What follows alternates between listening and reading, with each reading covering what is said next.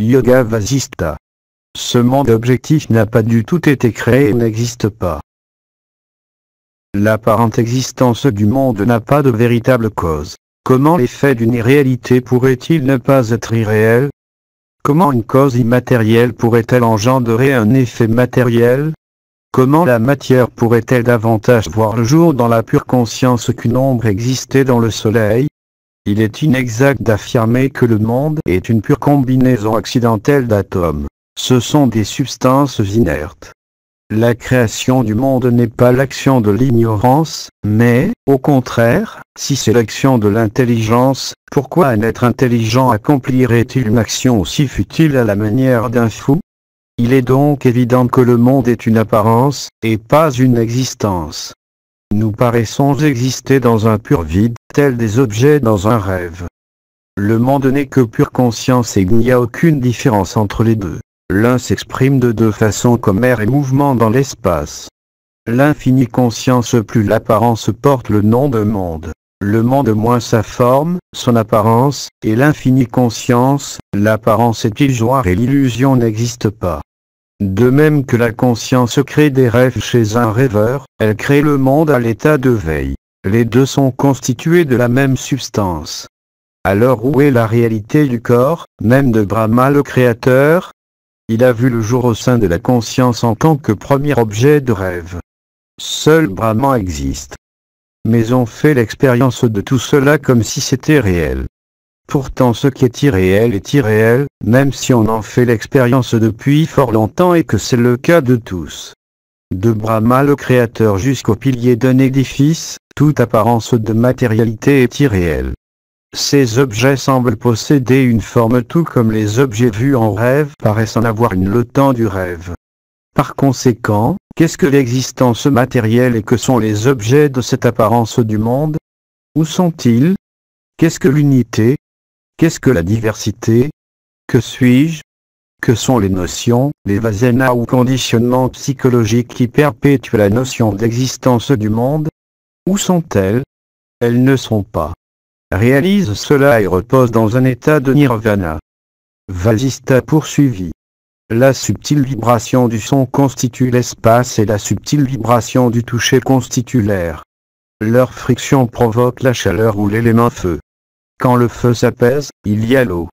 La terre naît de l'assemblage de tous ces éléments. Mais ils sont tous un jeu de simples vibrations dénuées de forme. Comment la forme apparaît-elle? Après avoir considéré tout ça pendant un temps considérable, on en vient à comprendre que c'est la conscience qui donne naissance à la forme. Pourquoi ne pas commencer par comprendre cette vérité? Au vrai, ni les éléments grossiers ni les formes n'existent. Ils voient le jour comme dans un rêve. Les formes voient le jour à l'état de veille de la même façon que dans les rêves. Si l'on parvient à cet état de conscience, advient la libération. Que le corps continue à exister ou qu'il cesse d'exister, il n'y a pas de souffrance. Il n'y a pas plus de monde réel à l'état de veille qu'en rêve. La conscience fait l'expérience d'elle-même en tant que telle, et cette expérience s'appelle le monde. Le monde vu en rêve n'est rien, tout comme le monde vu à l'état de veille. De même qu'une personne couchée à côté d'un rêveur ne sait rien de ses rêves, dans ce monde les expériences d'un homme sont inconnues de ses congénères. En rêve, la femme stérile semble avoir un fils. À l'état de veille, l'impossible semble avoir eu lieu. L'irréel paraît être réel. Un événement que l'on n'a pas vraiment vécu semble constituer une expérience réelle, tout comme on vit son propre enterrement dans un rêve. Quand un homme rêve qu'il tombe dans un puits, son lit devient ce puits. Le rêveur meurt en rêve, abandonnant sa famille de rêve. Mais il se réveille ensuite, libéré de cette vie de rêve et de la mort.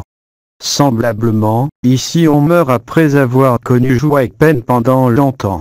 Le rêveur se réveille pour connaître notre rêve qui s'appelle le monde. De la même façon, après avoir fait l'expérience de ce monde, il passe à un autre. Pendant qu'il rêve, le rêveur ne se rend pas compte qu'un rêve antérieur était irréel. Pareillement, on ne se souvient pas de la vie passée, mais on considère que la vie présente est la seule qui soit réelle. On dit que le rêveur se réveille quand son sommeil arrive à son terme. De la même façon, la personne qui vit dans ce monde et meurt, se réveille ailleurs. La distinction entre le rêve et la veille est donc purement arbitraire et académique. Les deux sont fondés sur l'unique réalité de l'infinie conscience. Toutes les choses, mouvantes et inertes, ne sont que pure conscience. Quand une notion illusoire de division voit le jour en son sein, la conscience en vient être appelée le monde. Un pot n'est que de l'argile. En l'absence d'argile, il n'y a pas de pot. Tous les objets sont pure conscience et si la conscience n'est pas, rien n'est vu. L'eau est liquide. Sans sa liquidité, ce n'est pas de l'eau. Il en est de même avec la conscience. Sans la pure conscience, rien n'est. Ce que partagent la veille et le rêve, leur substrat commun, est la pure conscience.